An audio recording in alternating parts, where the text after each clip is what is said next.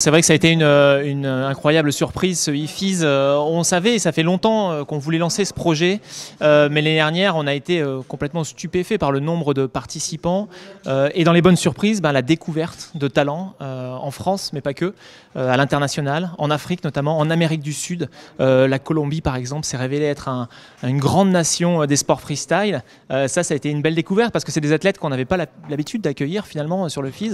Et c'est des athlètes qui ont été mis en lumière finalement sur ce projet IFIS. Donc ça a été une des plus belles surprises du IFIS.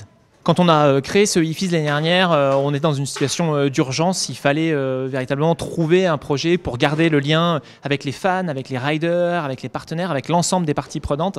Et puis finalement, suite au succès de ce projet tout l'été dernier, suite aux résultats incroyables, on s'est dit que c'était quelque chose qu'on voulait faire perdurer. Avec le retour des événements physiques cette année, on s'est dit qu'il fallait l'adapter un petit peu, ce IFIS, et finalement le dédier aux juniors, puisque c'était une des plus belles surprises. Donc oui, déjà dès cette année, le volet digital va vivre en parallèle des événements physiques, et on espère bien pouvoir faire perdurer ce projet avec le temps et avec le retour à l'avenir des événements sur le terrain.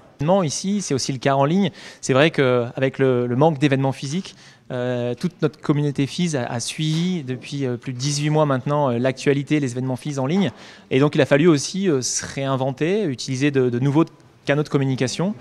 Twitch en fait partie, ça a été aussi une des découvertes l'année dernière. On a commencé à streamer de manière assez régulière sur Twitch. Cette conférence pour la première fois a été aussi réalisée sur Twitch, qui est un format assez innovant et finalement qui permet aussi d'interagir avec les nombreux journalistes qui nous ont suivis aujourd'hui à distance.